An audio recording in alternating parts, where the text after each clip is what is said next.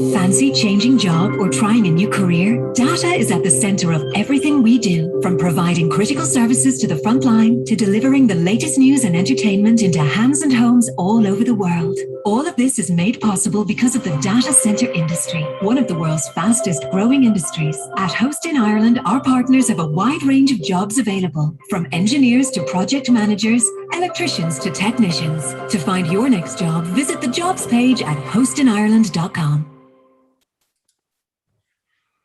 You're all very welcome here today to what is the final webinar, Host in Ireland webinar of 2021.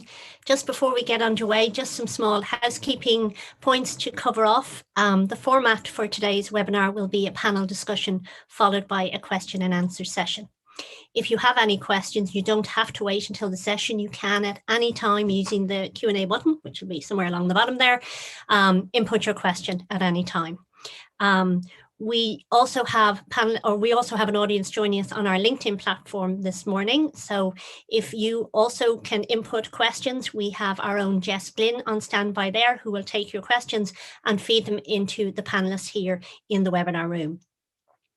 We have almost 2,000 people registered for this webinar, so we do expect quite a significant amount of questions. So we will try and endeavour to get to as many as we possibly can. But just to note, if you are inputting your question, if you can read through the questions that are already posted, and if you see one that is similar to yours, I suggest that you upweight that question so it rises to the top of the pile. But as we said, we will endeavour to get through as many as we possibly can. So with that all said and done, it is time for me to hand over to our moderator for today's webinar, Gary Connolly.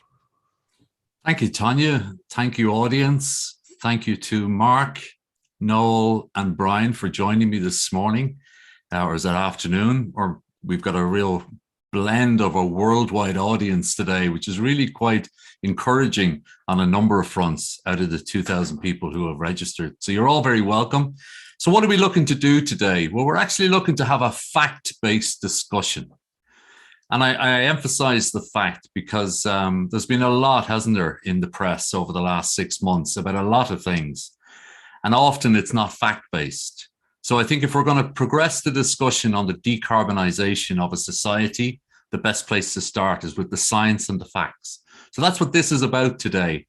We don't want to end up with a love-in between either the speakers, the moderators, and all associated. We want to challenge each other. We want to talk about the big issues as we look to decarbonise the society, including the electrification of the grid. We want challenging questions. Tanya has mentioned how you can enter your questions. Go on to LinkedIn Live or onto Facebook Live or wherever we're streaming today and ask those questions, because it's important that we get those challenging questions out early. But before we get too narrow and too deep too early, I just want to really, if I could, set some context or a bit more context for what we hope to talk about today.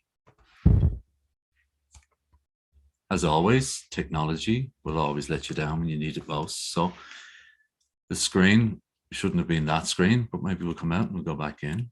It's all gone so well, wasn't it? Let's see what we can do here. First test of the day. Never work live with children, animals, or Zoom. I've learned that at this stage. So here we go. This is where we are. We've got 3 wonderful, and I mean real grown-ups, to discuss what we're going to discuss today. CEO of the National Grid, or part of the National Grid, Mark Foley from EirGrid. You're very welcome, Mark. Thanks for giving of your time. We have, thank you, Mark. Thank you, Gary. Was I supposed to speak? Thank you. Well, you have now, so there you go. Noel Cunniff, CEO of what was known as the Irish Wind Energy Association, but I've just recently rebranded with a very cool new logo and a very cool new name. And guess what? It's very close to the last one, Wind Energy Ireland. You're very welcome, Noel. Thanks for joining us. Thanks very much, Gary. I'm trying to stay trendy. Oh, listen, you got to try at least. And then we've got Brian O'Gallagher. Brian is professor at UCC and a director of the Science Federation of Ireland's Marea Centre in Cork. Thank you for joining us from Cork. And broadening out our reach, Brian. Thank you for joining us this morning. Delighted to be here, Gary. So let's just give some context to what we're talking about. You know, when we look to decarbonize a society, the planet, it's not up to the government. It's not up to the sector. It's not up to semi-state organizations. It's not up to companies, nor is it up to individual citizens. It's up to us all. Every single one of us has a role to play. But because of that, it's a very intricate woven fabric of different views, different objectives, but the timelines we all have to align with. So what we are trying to do today, and the timeliness of this event, is not by chance. It's because there has been significant amount of documents published, which is about the decarbonisation of Irish society between now and 2030. And what we've asked you to do, and I've asked the speakers, is we're going to use these as much as we can as the term of reference for this session. So it's a fact-based discussion, as I said. You will find now in the Q&A, we're sending you links to each one of these 4 or 5 documents. It's the overarching North Star for the economy of Ireland between now and 2030 is the Climate Action Plan 2021. Everything needs to feed or be part of that. Check out the Q&A, you'll find links to that. We also then have a large, significant understanding that the electrification of the society is going to have to do the heavy lifting for other aspects of our society. So Mark, obviously, and his team, along with Sony in Northern Ireland, and I'm sure great input from ESB Networks, have shaping our electrical future, talking about how they're going to decarbonize other aspects of society through the use of the electrification and the reinforcement of the grid. So shaping our electric future is a huge part of the Climate Action Plan.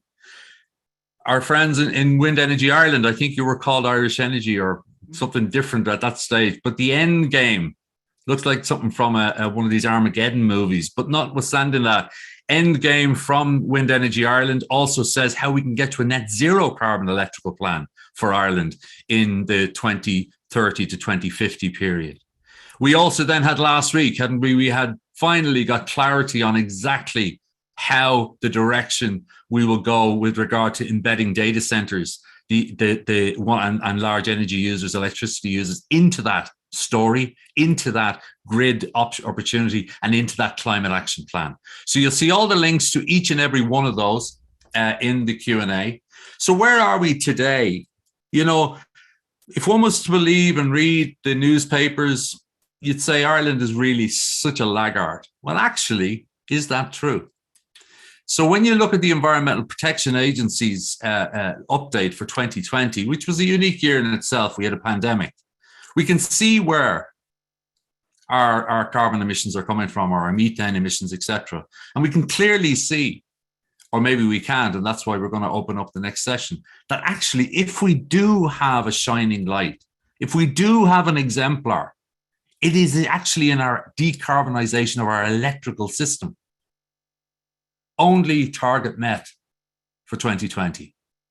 You know, something to reflect on, because when we have the challenges we're going to have going into this decade, we need to have hope. We need to have genuine exemplars of we have done this before. Maybe not at the magnitude, but we have. And when we look inside that, and I'm going to ask Brian to join me here, it's also important for us to give some context, because that was the EPA of 2020. But what have we done since 2015? Just to give us a sense of what we've done without this intensity in the past 15 years, when we look forward to what we have to do in the next 9. So Brian, maybe you can join us and talk through this slide and some other observations that you may have. Thanks, Gary. Very happy to do so.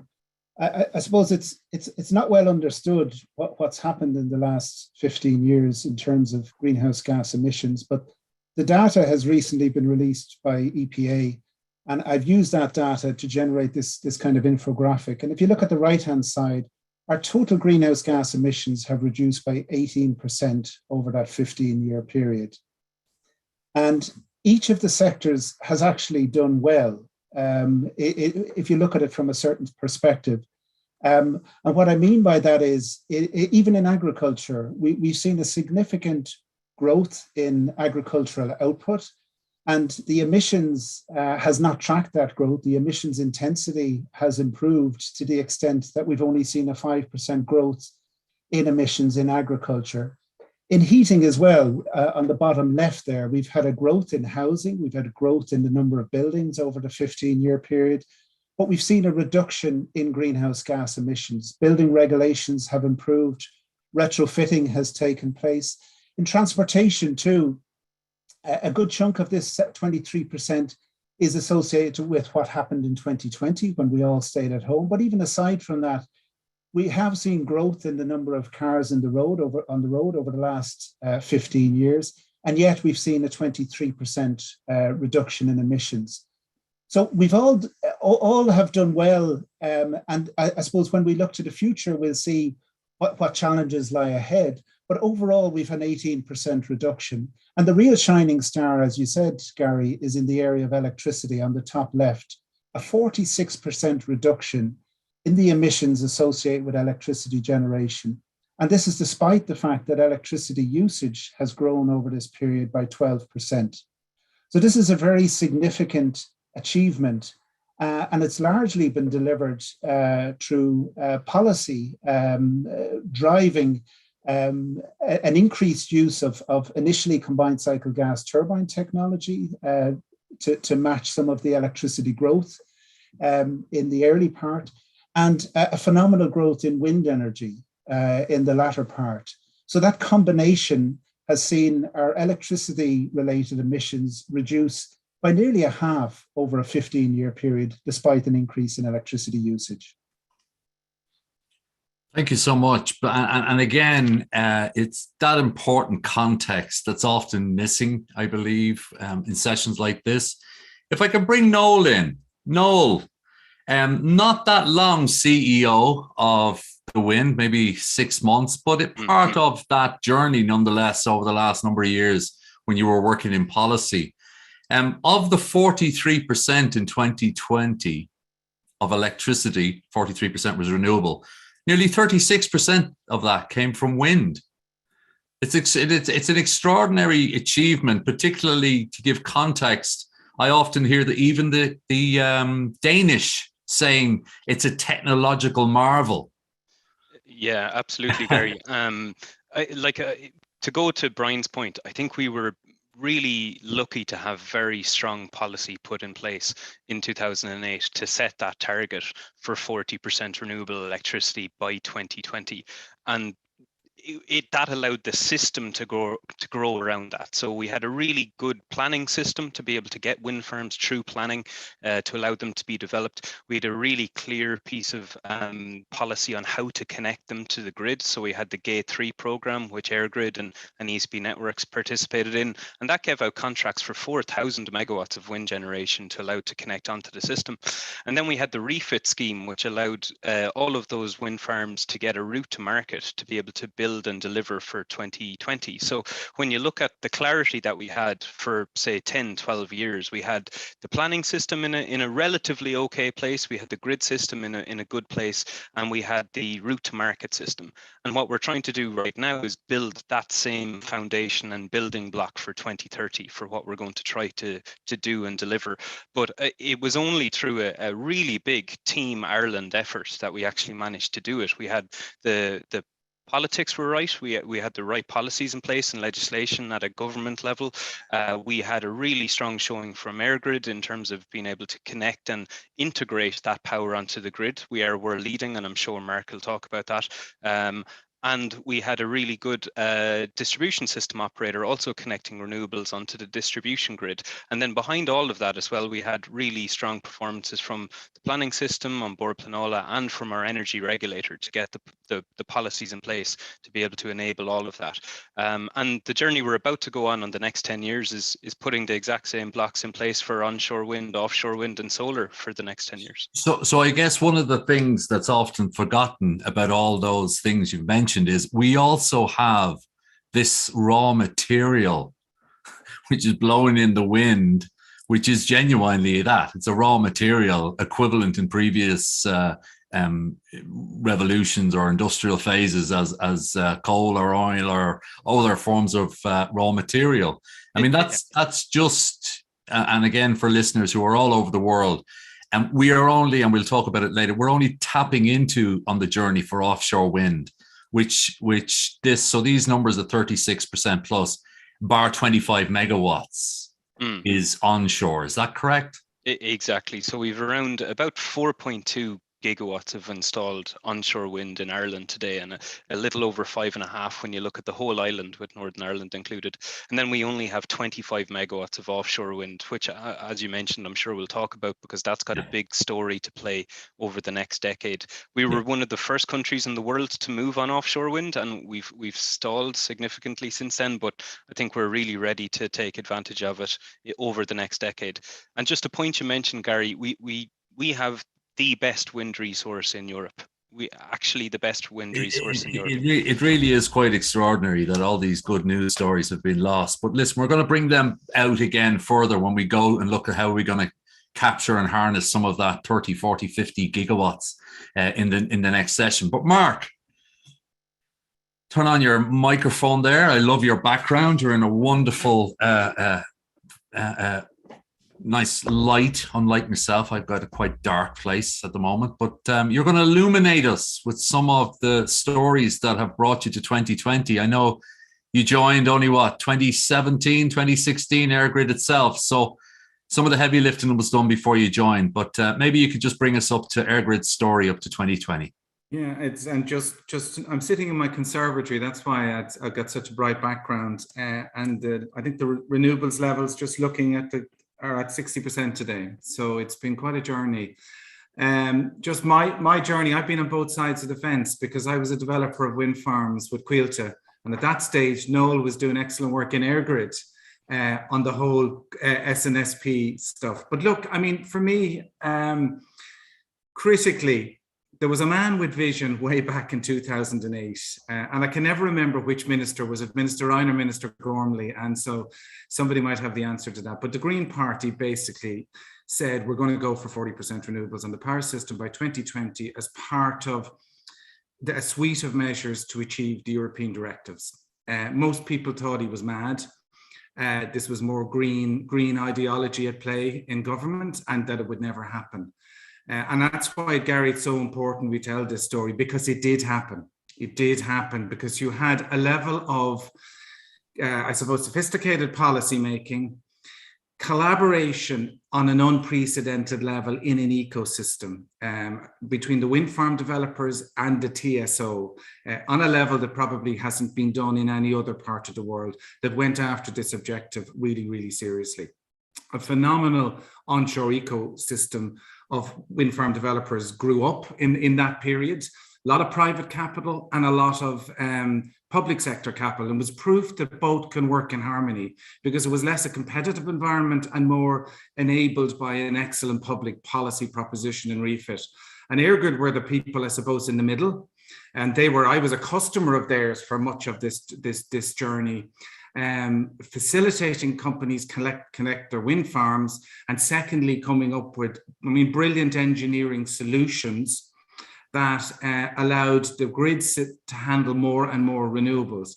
Because the worst proposition for somebody with a business case is if you're going to be turned down and you can't get a return on your investment. So I think it's an exemplar case of everybody working in harmony. In support, a whole ecosystem of engineering, environmental scientists, financiers, lawyers, etc. They built up around it to ensure that these projects got financed. So the fundamental message, I think, that people really need to understand, and we need to sell more to the people of Ireland, is visions can be delivered if you get everybody working to the same North Star. And that North Star was 40% resi. It was difficult. Let's not pretend it was easy. I, as a developer, lost a couple of projects on the journey to the planning system, one in the European Court, which I still am bitter about. But a lot of projects got built. A lot of communities supported projects, which is something that's not known. There's a lot of communities out there benefiting today very significantly from the financial annual contributions they're getting from wind farm development. So really, the proof is we have done this before. So when people laugh about 70% resi or indeed 80%, then they are now, I think, in the minority, frankly, Gary, because it's easy to point to the success of the past and the belief system that's there that we can do it again. Okay, and I think that's a great point to put a full stop in the sort of the 2020 story. But one of the objectives of this session is to dispel some of the myths, because it doesn't help anybody. And obviously I read regularly in different dispatches that because of X, because of Y, Ireland and electricity generation is paying penalties for missing targets and missing this, that, and the other. Can I just be clear with all three of you that whilst targets weren't met as a society for 2020, in other sectors, when they aggregated, electricity at 43% on renewable had a 40% target. It hurdled that. So any penalties that are being paid to anywhere or anyone, it's not associated with the electrification of the grid. Correct or incorrect? I take that as correct. I think that, well, I just add 2 points to that, Gary, if I can. The target we have for emissions reduction, the mandatory target we had for emissions reduction was in the area of the non-ETS emissions, so the emissions outside of the emissions trading scheme. Yeah. And electricity and large-scale industry were within the emissions trading scheme. Yeah. And they met their target, but that's part of a wider EU target. Ireland didn't meet its overall emissions reduction target because of what happened in transport, heat and agriculture. On the renewable side, we actually had two targets, two mandatory targets with the EU. One was for renewables as a whole, and the other was for renewables in transport. In terms of the renewables as a whole, we failed to meet that target, largely due to failings in renewable heat, because as you correctly point out, we decided within Ireland how we would meet that target in terms of an allocation for electricity, an allocation for transport, and allocation for heat. Electricity met its target. Heating didn't meet its target. In terms of our mandatory targets, transport actually met its target.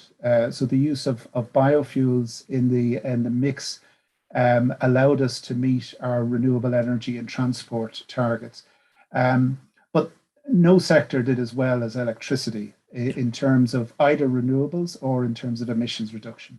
So thank you so much, Brian. And it's great to get that insight and clarity, because that's what's been lacking quite a lot. There's been bits of that and people have made deductions from it. So I'm going to go back to Mark. So we're going to draw a line on 2020. We're going to build on the successes to demonstrate that we have done something significant already, but that's only what we've done to date. I think I'm going to steal this from yourself, Mark. I think I've heard you say what we've done to get us here is not what we can do or what we can use to get us to 2030. And I'll leave you with that as the lead in, because you've got a big comprehensive document. You've got a big comprehensive plan. To go from 43% annualized to 70 and now 80% needs more than just technology. So can you talk us through a little bit about the way you see it happening? Yeah, to use the sporting metaphor, the second half is going to be an awful lot tougher than the first half. And let's acknowledge that. And it's just simply, it's a simple fact. Let's go back to 2019, because it's very, very important to acknowledge the contribution by Richard Bruton, TD, it's the minister at the time, who was the original, I suppose, brainchild behind the 70% proposition. And that was announced in 2019. EirGrid did our strategy on the basis of 70% resi, and we started the work for shaping our electricity future. This work has taken 2 years, and I suppose this puts in context to try and frame a solution to 70% by 2030. There's been 2 years of work, engineering work. There's been a level of unprecedented public consultation right across the whole ecosystem, including deliberative assemblies, youth assemblies. We've reached far and wide on an unprecedented level, and we've said to people, please engage on a power system and a whole ecosystem in 2030 that's operating, that has 70% renewables. Tell us what your thoughts are. Tell us what you think we should be looking at. tell us how you can get involved. So it's really important I make the point, it's 2 years work. And that I think it emphasizes the extent of the challenge which lies ahead. Shaping was published a couple of weeks ago, having listened to 500 unique responses and having put every single piece of data and analysis out there and sought comment and engagement. And what it does is, it gives us a roadmap to 2030 that can deliver 70%. It's a roadmap that we can all, I hope, get behind and back. And it does three things fundamentally. It looks at electricity demand, and it acknowledges demand is going to increase by between 30 and 50%. So that's saying we recognize the importance of the digital economy. There's a place for you. We need to electrify heat. We need to electrify transport. And of course, population will grow and the economy will grow. So we've sort of said on the right-hand side of the equation, here's the demand proposition that we're going to have to deal with. On the left-hand side of the equation, we've said, well, look, how are we going to meet this demand? What's the best way of achieving it in a context where we want to achieve 70%? And we've come up with I suppose, a construct that's based on really, really deep analysis that says we need 4 technologies. We need offshore wind as a banker, high volume provision of renewables into the future. We need more onshore wind, which has served us so well. We need to see solar technology on the system because it complements wind. And there's this place for micro generation. Really, really important. We listened to what people said in the consultation. So what we have is we've articulated a mix of technologies that we believe can deliver the necessary outcome.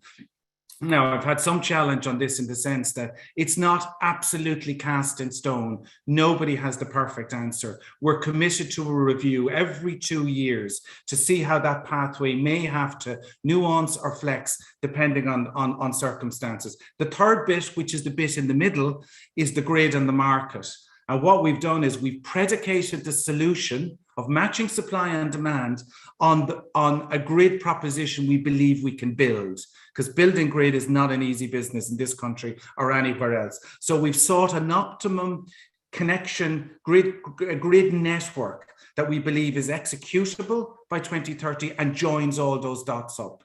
As a by the way, the market needs to evolve because, of course, investment needs to have clear signals. It needs to have certainty so that it can deploy capital. So we've now created something I hope we can all get behind. It's a pathway.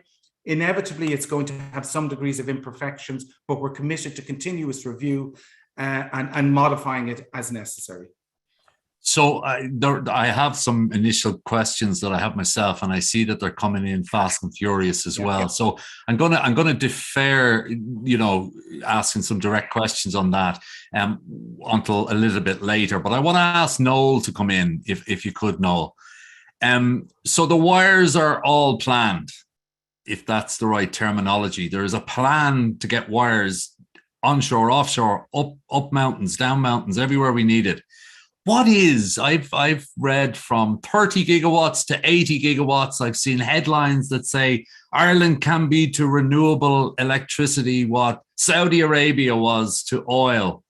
What exactly, Noel, is the potential? You've mentioned it yourself. We're in one of the optimum, through luck or what geographic location, I'm not sure. What is the potential? And could you also talk about, it's not a finite resource because technologies are evolving all the time, and one rotation can give you more next week than one rotation could give you today.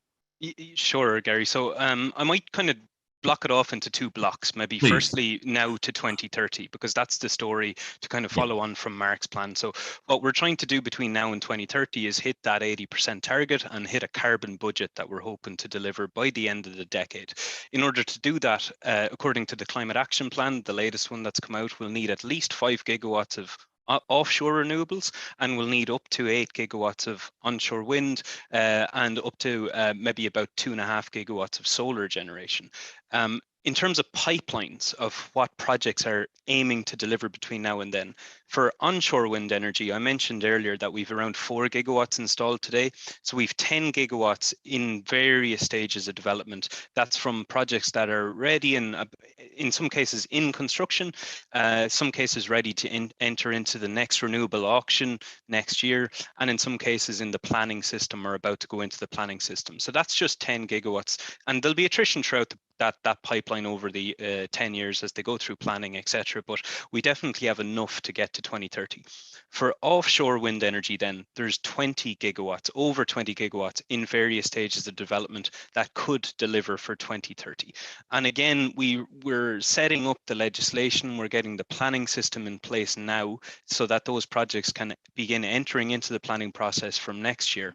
And there will be, again, some attrition in planning, there'll be some attrition in renewable auctions, but 20 gigawatts should be more than enough to get us that 5 gigawatt target for 2030. And there's a really healthy solar pipeline there that Mark mentioned as well, which will also play a really important role in providing renewable electricity and reducing carbon emissions when the wind doesn't blow. So that's the 2030 story in terms of pipelines and what we're trying to deliver. In the longer term then, Gary, there's a huge opportunity, particularly off our west coast, for floating offshore wind energy and for offshore wind energy more generally off the west coast and the south coast. And I think we'll really begin to start telling that story towards the end of this decade, but very much into the 2030s and 2040s. You mentioned that there's a lot of different figures, and to be honest, there's a lot of different figures because technology is constantly evolving. If you look at the largest installed onshore turbine today on the system is around 3.5 megawatts in capacity. The next onshore wind turbine, which will be installed next year, will be up to around 5 megawatts in capacity. But when we get to, say, 2026, 27, we're installing the first offshore turbine, that'll be 15 megawatts in capacity. And by the end of the decade, we'll be getting up to 20. So the technology is constantly evolving. So that wind resource that's there, it's just going to be harnessed by better and better technology, which can allow us to deliver more.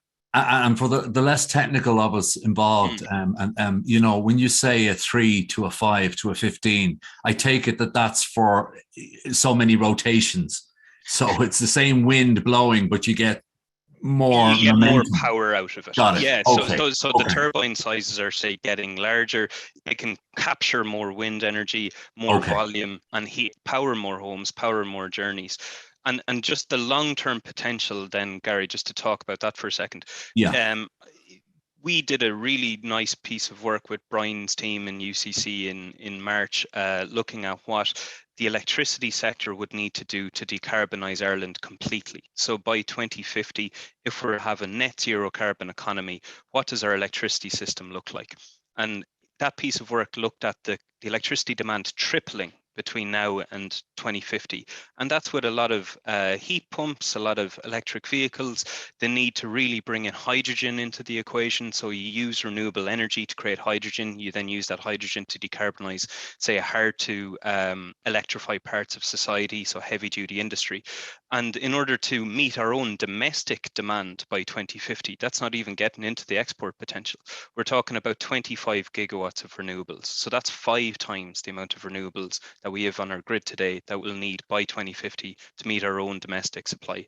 And we have probably 3 times that we could tap into to try and export that opportunity then to the rest of Europe and really help decarbonize Europe.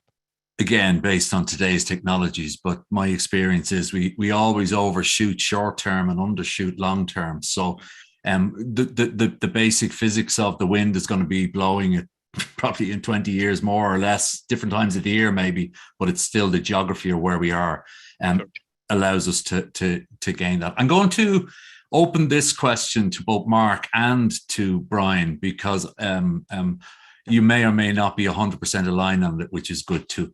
So the wind doesn't always blow and the sun doesn't always shine all year. And there is the requirement of any 24/7, 365 electrical grid to be providing alternatives for security of supply. So we then get to the stage where we have to have something there in reserve, don't we? We have to either have interconnects, as Mark, you've mentioned. We're building some interconnects, which allows us to bring in some electricity from other places. But more to the point, we're going to have on-grid, what's commonly now termed, including taxi men recently telling me about it, dispatchable demand. And what is fueling that dispatchable demand? So Mark, Brian, Mark, I'm not sure, you've been talking a lot recently about a word like a backstop of over 2,000 megawatts. So maybe if you, can you clarify for those listening, is that is exactly what it says on the tin? It's there in standby effectively to augment, to back up. I think this has maybe been maybe misunderstood and maybe miscommunicated, but if you do the maths and you look at the journey we have to travel, you have to take account of the geography and climate, etc., etc. In 2030, even with all this renewables on the system, there will be times when the wind is not blowing. There will be times when solar technology isn't available to us. So you need a certain amount of gas. And the reason we're talking about gas, we're talking about the lowest carbon form of gas. We're going to need that to ensure that the lights don't go out in these awful periods when there's no wind, or indeed there's very little solar. Now, the reason this was presented in this emphatic 2.x gigawatt terms, there was another part of that equation. It was also to ensure we get money point off the system. We close the peat plants, we close the oil plants, etc. Remember, we still have those plants on the system. So you need to look at this as a transition in two contexts. One is to see off all the dirty fossils. Secondly, backstop. I use the term backstop really because it's it's a less technical term. Ensure we've got capacity, generation capacity when there's no wind. And then the third dimension to this is ensure when we procure this stuff that it is ready or convertible to hydrogen, a pure form of non-fossil fuels. But I think that, you know, everybody's aligned, in fairness, a green minister, the department, the regulators, and ourselves. You need to procure this modern, high-tech, transitionary capacity and get the other stuff off the system and ensure the lights don't go out. Because if the lights go out, we destroy confidence in your sector, Gary, the FDI sector, and ordinary consumers, and we can't let that happen. Okay, I will come back to you on that, because there also is some confusion when we get talking about the data center CRU, whether the dispatchable demand associated with that is augmenting the 2,000 or part of. So maybe you can give that some thought, and I'll come back to you in a moment. Yep. Brian, you're the Luke O'Neill of this panel. You've all this science and professorness to throw on top of us numbers. So you have I won't use the word great. You have a sense that we will be able to decarbonize the grid to these levels by a date, but you just have other observations regarding the decarbonisation of said, if that's not a total contradiction. Can you just explore, this 70 to 80 may be great, but it may not, it may have a bit of a wiggle in the tail, as they say. Sure, and it is just building on it. It builds very much on the last points that Mark was making. That we need to make sure we keep the lights on, and we need to ensure emissions don't breach the carbon budgets. And they're very challenging, and they interact with each other. They have this year significantly. If you look at the period to October of this year, emissions from electricity have increased by about 20% relative to last year. And that's because we've had to rely more on the coal-fired generation at Money Point, because two of the large gas plants were down. It's because electricity demand increased to the level it did.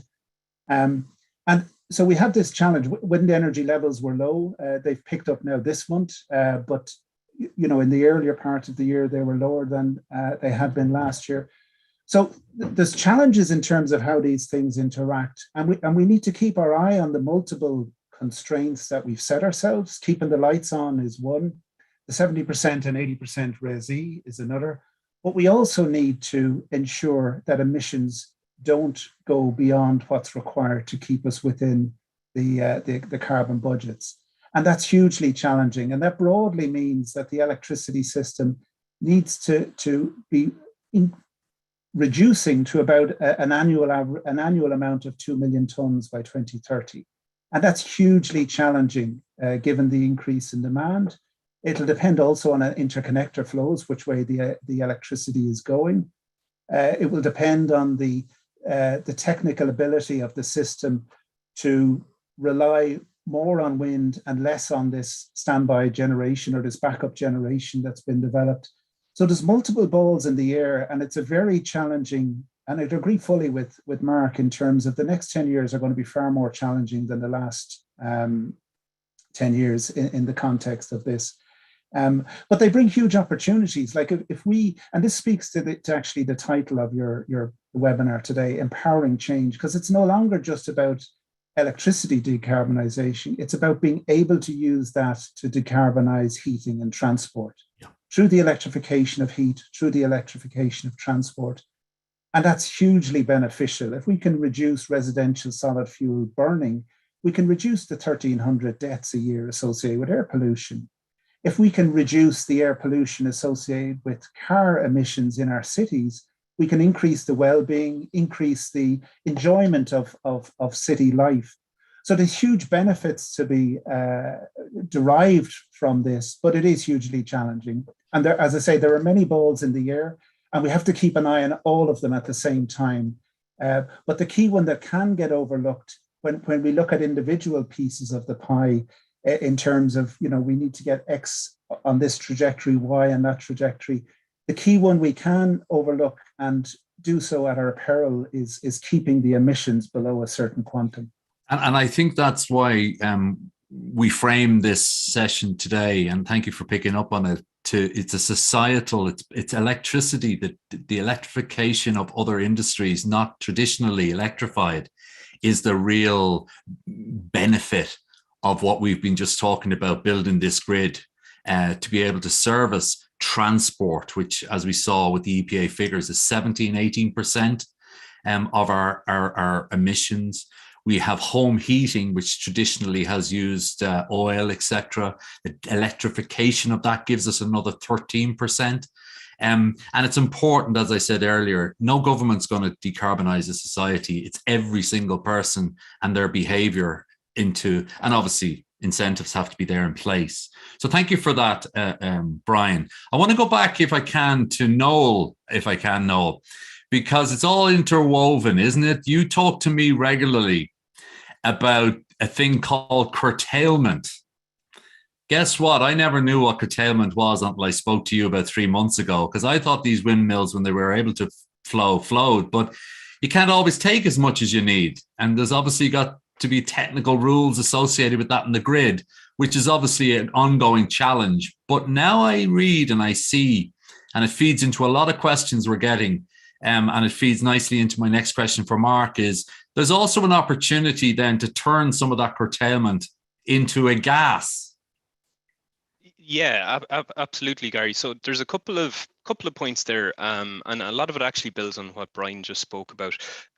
If we're to get and keep within that budget that the electricity sector has of 2 million tons between, say, by 2030, we have to keep our CO2 emissions to that point. We have to really maximize the renewables that we have and make as efficient as use as possible from them. So the three things we need to do: we need to deliver the grid. Absolutely, we need the grid to be there so that we can move the power from where it's generated to where it's needed.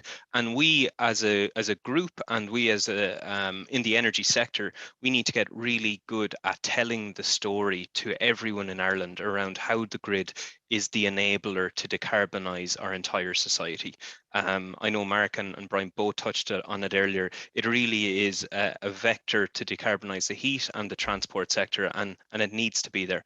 The second thing we need is supporting technologies. So we need things like battery energy storage.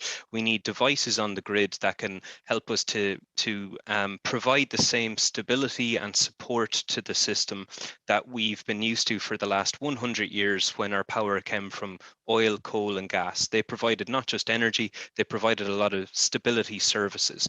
Now our challenge over the next 10 years is going to be trying to find a way to get those services from other technologies that don't emit carbon. So things like battery storage. There's other technologies like demand response, and to help with voltage and inertia. There's other different types of smart devices we can build. We really need to see a big rollout of those. And then deploying the renewables is obviously something that everybody's very aware of and everyone's working on. But it's only when you deploy the renewables with the supporting technologies and with the grid that you can actually maximize their use, minimize curtailment, as you mentioned, Gary. So curtailment is where the grid just can't take the amount of renewable energy that's being produced because of that technical limit, because you need some services being provided by thermal units. That today actually creates about a base load of about 2 million tons of CO2 on the system today, just that backup services, and it costs about 200 to 300 million euro per year. So if we can find a way to get that off the grid, it'll actually deliver cheaper bills and lower carbon. So that's got to be a big focus. And I know it's a big focus of Mark's Shaping Our Electricity Future document too. So before I just go to Mark, one final question for you. And you know, I think this is something that we have to just chew and swallow. We are always going to be burning something. It's just what we are burning needs to change.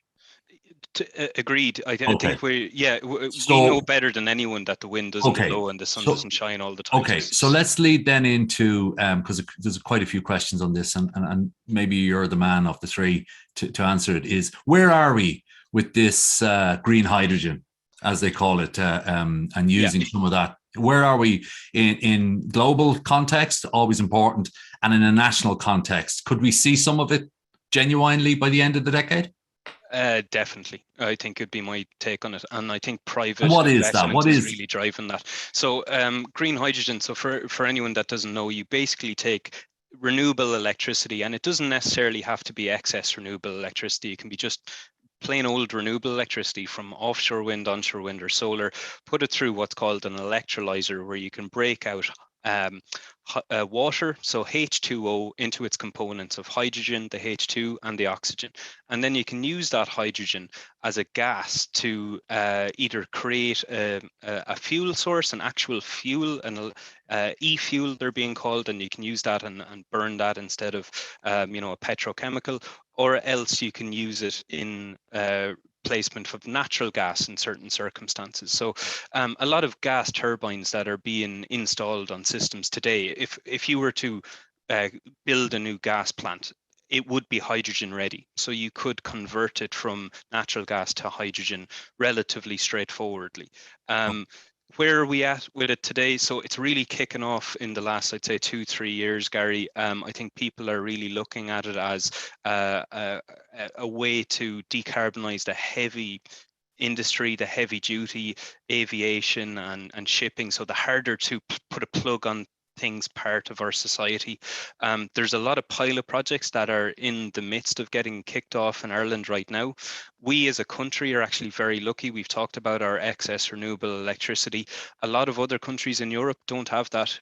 So if you look at countries like Germany, Belgium, the Netherlands, they're limited on their land area, they're limited on the sea area, but what they're not limited on is their demand for renewable electricity and their demand for green hydrogen. So there is a huge opportunity there for us as a country to kickstart a new sector, which will again really take off in the 2030s, 2040s, but certainly I'd say there'll be a couple of projects this decade, and over time then we can really start exporting that to other countries in Europe. Okay, so that feeds directly to yourself, Mark. Let's come back to this famous or infamous 2,000 megawatts of dispatchable demand, which is to back up our desire to go to an 80% by the end of the decade.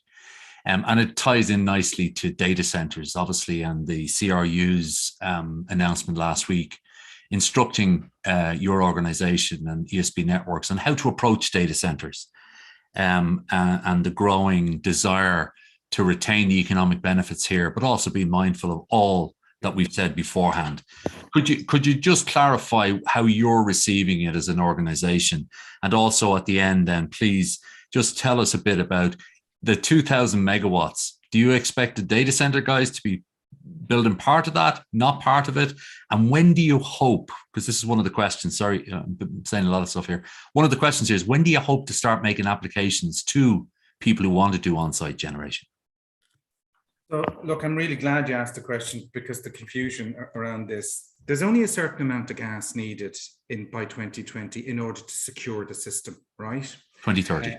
In 2030, okay. And the reason this proposition has come out from the regulator, and indeed we've been part of the conversation, is we can't get your customers connected with sufficient electricity in the near term, right? It's as simple as that. We wouldn't have this proposition if the 2000 megawatts was literally coming and the wires were there. So it's actually designed fundamentally to try and give your clients and FDI, critical FDI companies in this country, a way to continue to grow their business and not be shut down because Ireland Inc. won't be ready for another 5 to 7 years. So it's an enabling tool.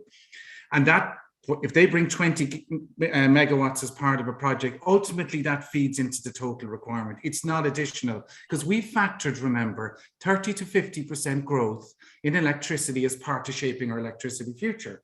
Now, we might end up with more plant in 2030 than we actually need, although I doubt it. But the plant, remember, only runs when it's needed. There's been some stuff on social media and otherwise saying this is insane.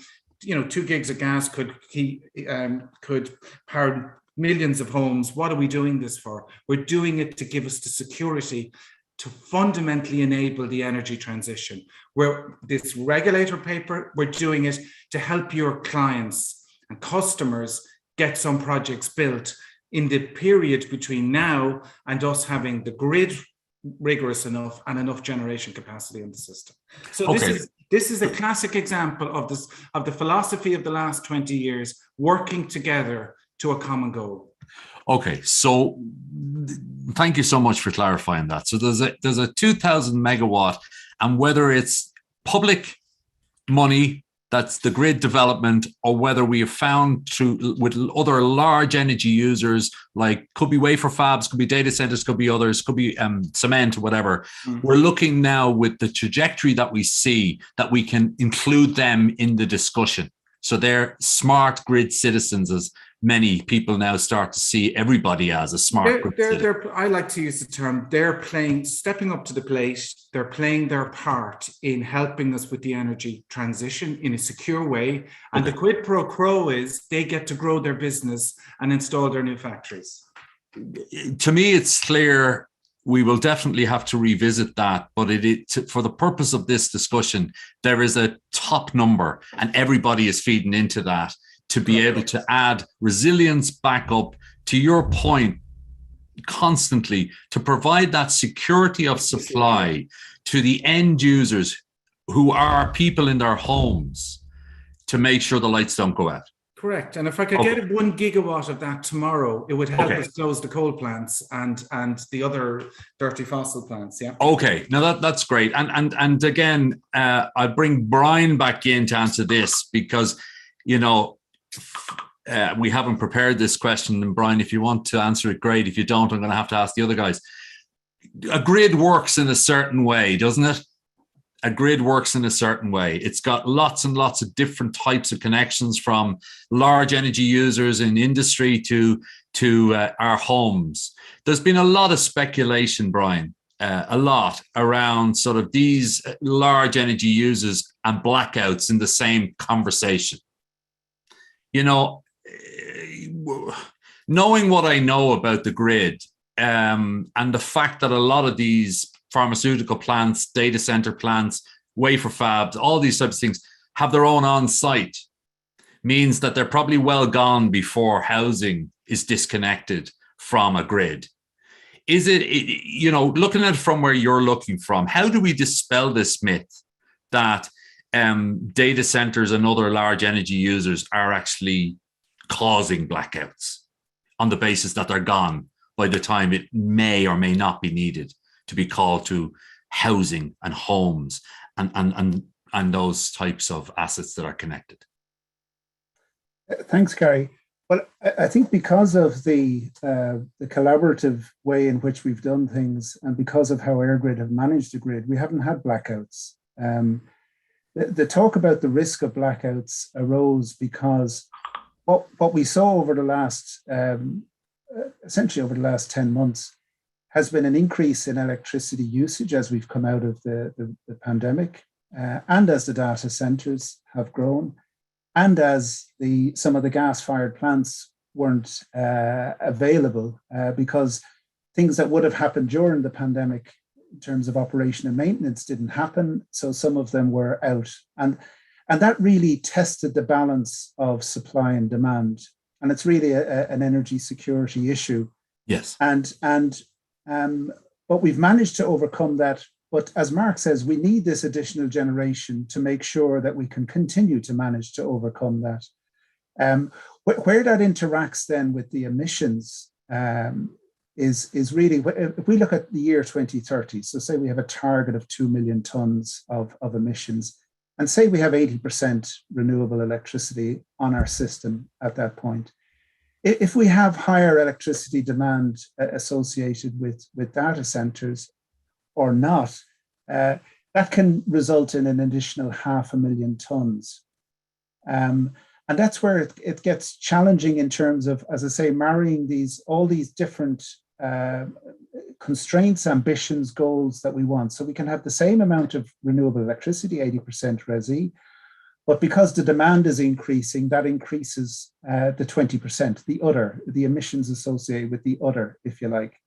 And there are many ways in which we can kind of try and address that. And one that we'd be in favor of is some collaborative research to test out. So the data centers are at different stages in terms of there's corporate PPAs, there's 24/7 renewables. And like ideally, if we had 24/7 zero carbon from data centers, then there's no issue in terms of the emission side of things. And the measures that Mark has been talking about in terms of the 2 gigawatts of additional baseload capacity addresses the energy security aspects. But we need, and this speaks that Noel mentioned the hydrogen in the earlier discussion.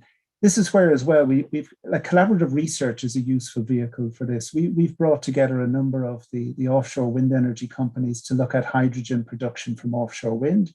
And we've brought together a number of the gas and hydrogen gas players to look at the usage of hydrogen.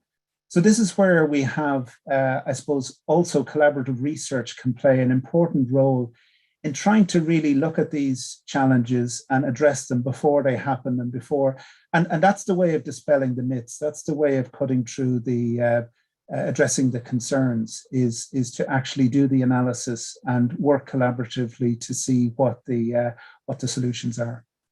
I think often, and this isn't just unique to Ireland, it's globally, and you hear it even in COP26 and Davos and places, that the left hand doesn't know what the right hand is doing, and certain actions by one is nearly a counteraction for another.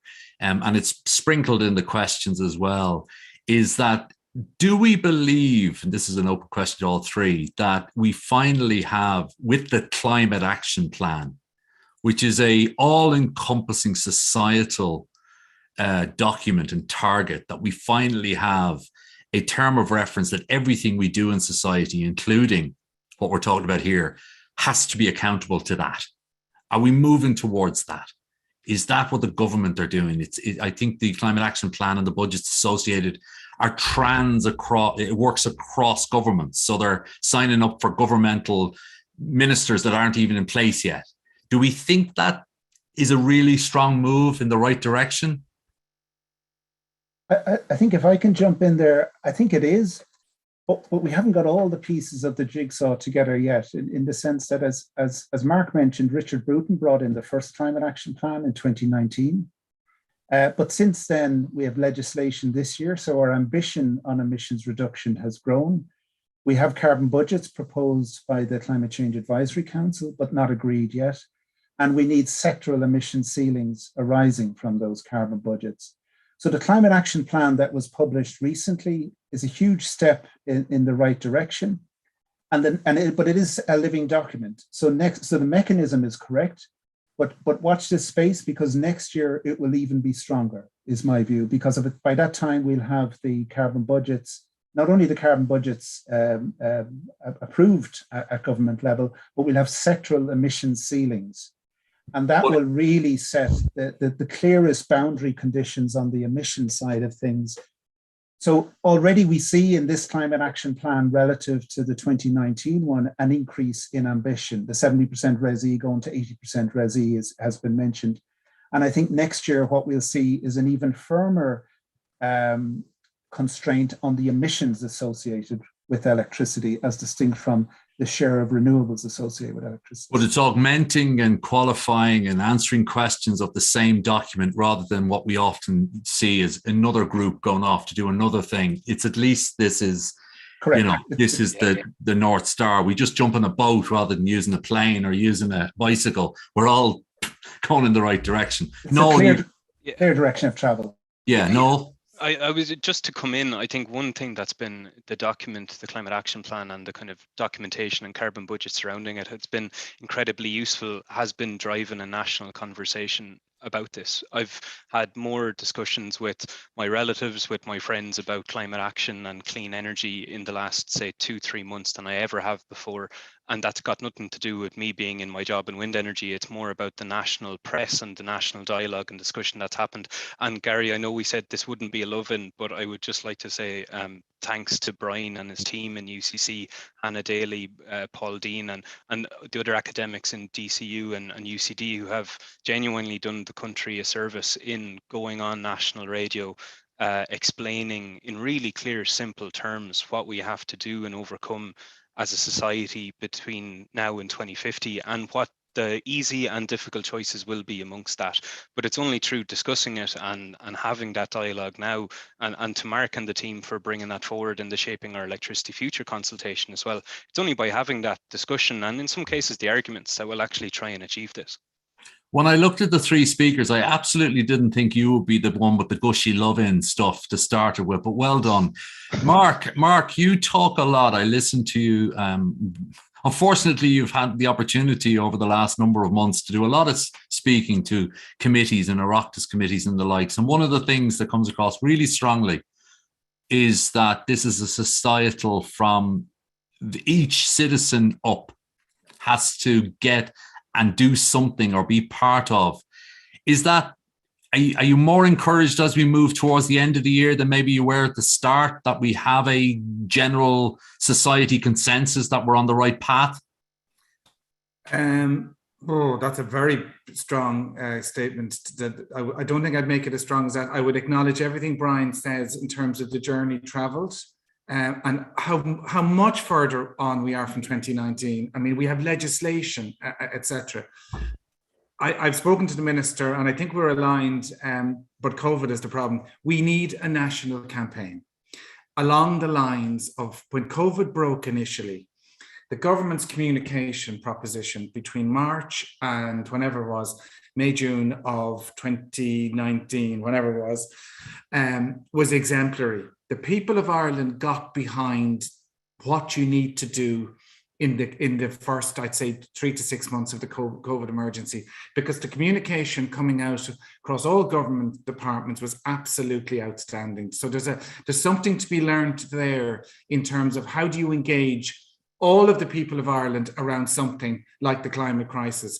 The problem we have at the moment is COVID is continuing to dominate the narrative. It is the existential emergency that we have, and it would be impossible to inject the climate proposition in because there's just not enough room, I think. But in the meantime, many actors in the system are doing really good jobs in terms of advocacy, but we are going to need a government campaign like we've never seen before as soon as the window of opportunity is created, because there's too many citizens still disconnected. A lot have come in the narrative and in terms of what's been happening around COP, etc. But this is a countrywide campaign that needs to happen when time allows. So we have 30 minutes to run. I'm going to open up, if you don't mind, gents, to a few questions.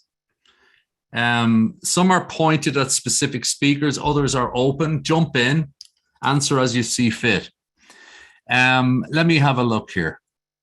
Oh, this is an interesting one. Costs. I'd be interested in hearing the panel's view on the costs of renewables and connecting. It seems very high in Ireland versus the rest of Europe. If we need to connect more, do we need to become more competitive? And can we get costs down from all sides? Noel, I guess that's probably coming from one of your members. I think Michael's more on the solar side than on the wind side, but the problems are 100% the same. And this is, I mean, we've talked a lot about challenges and having a lot of things sorted out. One thing that we have not at all sorted out is the cost of renewables in this country. While we might have a fantastic source of renewables, we're unfortunately the most expensive country in Europe to develop wind energy and solar energy right now, despite our resource. So we had our auction in 2020 last year, and it was the highest auction price in Europe last year. We carry a lot of baggage and uncertainty throughout the system, I have to say, through the planning process, through the grid connection process, even in our rule sets around the auction design itself. And uncertainty, unfortunately, breeds additional costs because you have to carry that risk into auction prices. So one of the things, we actually had a very good webinar on this last week, Gary, was what we would really like to see is a renewable cost task force being set up by the government to look at how you really dig into the price stack of renewable electricity for wind and solar in Ireland and try to minimize that cost and really reduce it down.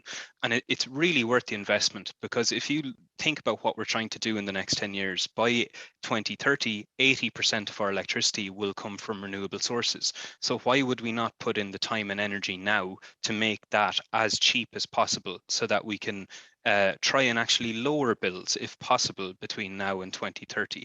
So we'll definitely have to spend money in terms of getting more grid invested, in terms of more getting services invested, but we're removing really expensive fossil fuel plants in today's market off the system, and we're replacing them with renewable electricity. And we'll do that. We'll deliver that 80% target, but whether we deliver that cheaply or expensively is really going to be up to policy. And that's why a lot of, just even the comment there, what can we do to reduce those costs? I think a cost task force being set up by government would be a really good way to spend time and energy over the next 12 months. It's a great link into Mark. Mark, you must be some sort of a genius, because a couple of years ago, there was a report that stated just to service the data centers that we're connecting would cost you 9 billion quid.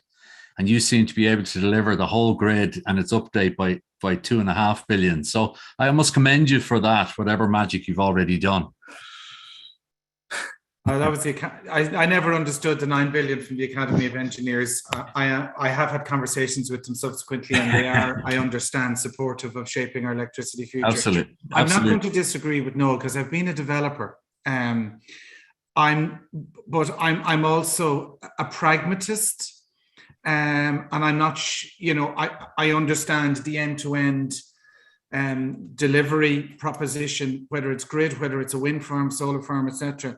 I think the most important conversation we have to start having is just about delivery, delivering grid, delivering offshore wind farms, delivering solar, delivering that gas plant, and EirGrid delivering its engineering solutions to handle 95% renewables on the power system. This is the decade of delivery. The talking is over from my perspective. Shaping is now out there. We need the MAP bill through legislation. So the whole conversation of the whole system is about getting projects done wherever you are in that system, or we're going to fail. And I don't think anything we can do in terms of the natural dynamic and economics of the developer mindset will drive the lowest cost that they can possibly deliver. I trust them on that. I'm challenging my people to drive out cost. But I think we've got to play what's in front of us and go really hard, would be my honest view. Okay, so I'll ask, while your voice is warmed up, I'll ask you a question here from Eugene Murray. Eugene is asking, on the basis of the CRU's direction, et cetera, how long do you think it'll take for that to get into the system where a new applicant can step up with all the requirements and engage with EirGrid? What Q1 next year? What are you thinking? All I can say is I am absolutely committed to doing this as fast as possible. And whatever part of that equation EirGrid will be responsible for. It is absolutely top priority for my organization. I'm very conscious. I'm not going to bullshit, or I don't know, but I'm prepared to come back on it. But I guess it also helps now that you've clarified the 2000 is a total between all the players. Yeah. It starts now to become much more sort of tangible to a lot of people. And I guess you need that for other reasons than satisfying. Yeah, I mean, my objective would be as quickly as possible to get an exemplar project, data center project with on-site dispatchable generation that gives life to this policy. We need the first one of those that we can get over the line as quickly as possible, which proves to the whole system it can be done, it can work. And I'm quietly confident, because I know the system quite well. I'm quietly confident there's a couple of players who are going to go for this big time and put a lot of pressure on us to, deal with all the rule sets, etc. We are absolutely committed to making that happen, I can assure you. Okay, so in the effort of full disclosure, I think this is a plant actually for you, Noel, because it's from Justin Moore, and he shouldn't have put his name beside it if he's going to be a plant, right?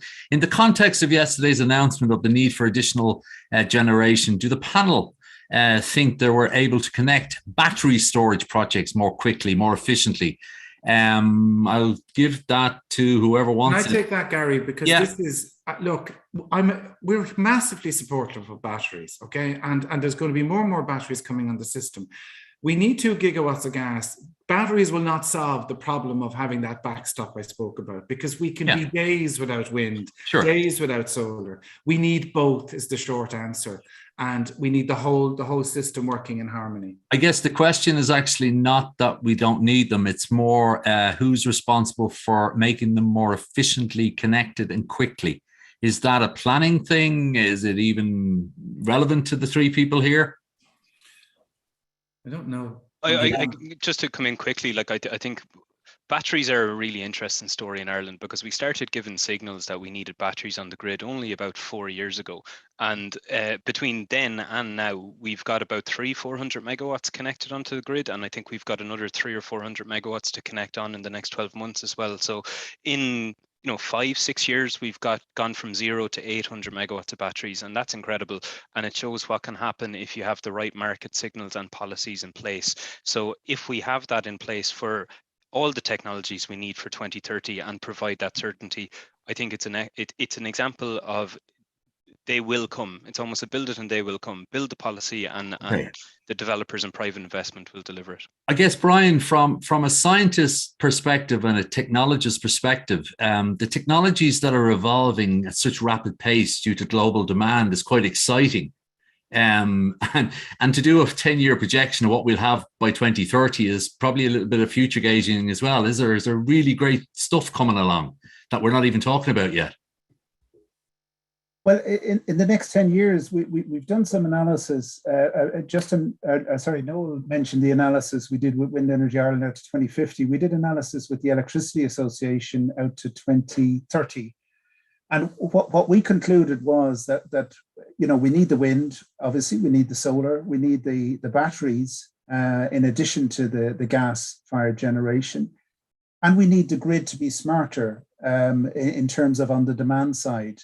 So there's a lot of things technologies that we know about that we need to deploy in the next 10 years. And it's not just a subset of those. We actually need all of them really to make it work. As we go beyond into the next decade, and we need to get ready for hydrogen, to the earlier discussion. And as we look into the next decade, we look to deploy hydrogen, but also there are other like vehicle to grid options. And again, we can build on the smartness, the grid smartness. We can have prosumers. I saw that there was a positive announcement about the people being able to feed electricity back into the grid, micro generators. And the transmission system is very smart in terms of the SCADA systems. The distribution system is where we need to do a lot of work to increase the smartness of the system. And all of these components are things that we need to work on in parallel, but coherently, to make sure that they align in the right time when we need them. Okay. There's a nice question here. I don't have the answer myself, but it's an interesting little one. Grid loss has improved much over time. I guess it's always one. When you transport electrons, you lose a bit from where it's generated to where it's consumed. Is that something? I think somebody once said it was 4% or 3% or something. Does that improve greatly when you've got microgeneration and all that type of good stuff? Anybody, Brian? Yes, I think is the short answer. Like I think the losses on the grid are a reflection of where it's being generated to where it's being delivered. And the longer that takes and the longer that path, then the more losses you have. So if you've microgeneration at source beside the demand, goes for the same with private wires with data centers. If you have a renewable electricity source right beside the data center, your losses go way down. That's great, because I'm going to get a solar panel on my roof and I have an electric car. So I guess I have my electric car, so I'm not going to get any losses. Is that what we're saying? Very efficient setup, Gary. 100%. Mark, you were going to say something there. No, I was. Yeah, no, I wasn't. You're grand. I'll wait for a question. That's great. Okay, here we go. Let's just get through a few of these. Okay, well, this is reasonable, I guess, but I think I know the answer. Equinor decided they'd had enough recently, and it was backed up by saying they'll be replaced by others. I'm sure there's other reasons why Equinor decided that the market wasn't for them. Noel, that's one of your ex-members, partners, or otherwise. Any insights as to is that a trend or is that a once-off? Yeah, so Equinor are members of ours, but I can't speak on their behalf. No, but I guess you can say they left Ireland. But I think some of the some of the reasoning that came out at the time was that we have a really uncertain market for offshore wind compared to other countries. One thing that I think people need to realize is that offshore wind is a really global market. While it's really picking up in Europe and in the UK in particular, they're probably the world leaders right now for offshore wind energy. This is a market that's being set up in the US, in Asia, places like Korea, Japan, Taiwan in particular. And the supply chain globally is actually relatively small. So we're competing with a global supply chain market. And in other countries, they have a lot more certainty than we do. So while I don't know the specific reasons of Equinor, those would be the concerns that would generally be shared.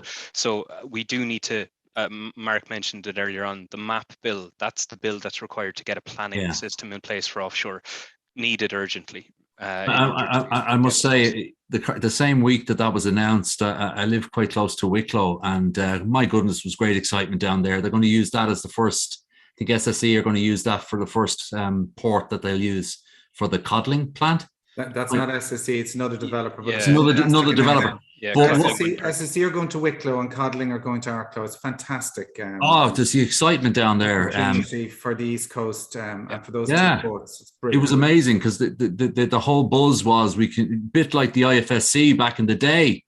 We can reuse this port. It's quite exciting to see that and the types of people that we're working on. That's just the start, Gary. Like that's one thing maybe that's a little underappreciated about things like offshore wind energy. That it's going to really bring economic benefits to coastal communities around Ireland, because as part of the mandate for these projects, they need O&M bases to be located on the island of Ireland. So those are the first of two announcements, but there's a lot more to come. Is it equivalent? Because we can always contextualize things we understand better. Like Aberdeen wouldn't exist except for the offshore oil, I guess, servicing. But it's a great little spot to pop into. It's a buzzing place. Is it similar-esque? Obviously, without the oil connotation, because. Well, Aberdeen's repurposing itself to be a real home for offshore wind energy in Scotland right now, and a lot of the oil and gas industry in Britain is doing the same. So exactly. There's a few here that are more statements of fact than anything else. Brian Wood's just statement of fact. Oversupply, dispatchable mode, blah blah blah. Dara Riley, okay, what I think Dara is sort of questioning, that's great, lads, all great planning, and yet we find a lot of the stuff you were talking about was anticipated 5 years ago around a crunch and data center demand and housing demand and all the rest. How do we find ourselves in this situation? Well, my own thought on that, Mark, was that two of your go-to places were out of action. The two, Whitegate and one other, was out of action. So that was what raised the big concerns, right? Yeah, well, if the question relates to what happened this year, well, how do we find ourselves? If we knew all this was coming 5 years ago, how do we find ourselves where people are talking daily about orange alerts, etc.? Yeah, well, I think Brian has answered that question about the increase in demand that we're seeing, the plants going offline. There's no point in repeating it. No. Can I just, Gary, there's a point I want to make, because I want to acknowledge the support of the data center community in Ireland around this crisis, and the fact that we've sat down with them in great detail, and they are being very supportive of if an event were to occur. And let's be clear, we're talking about a remote possibility of an event. They have all signed up to helping us and ensuring we have a situation where the lights don't go out. So we've developed almost a new sense of collaboration and joint responsibility to ensure we don't have an incident. And I think if there's learnings from this year and the really difficult circumstances, it's again back to the collaboration, working hand in glove, and ensuring we all achieve our collective objectives over the next number of years. And again, a lot of questions coming in for you specifically, Mark. Obviously, you work closely with Sony in Northern Ireland. They're your co-management of the grid. What are you doing to remove barriers for entry to facilitate new flexible generation, storage and demand that are required to manage the system into the future? I guess it's the detail behind your recent announcement.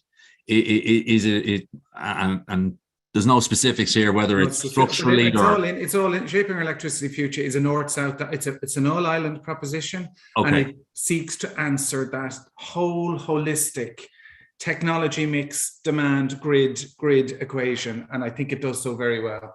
Okay, good.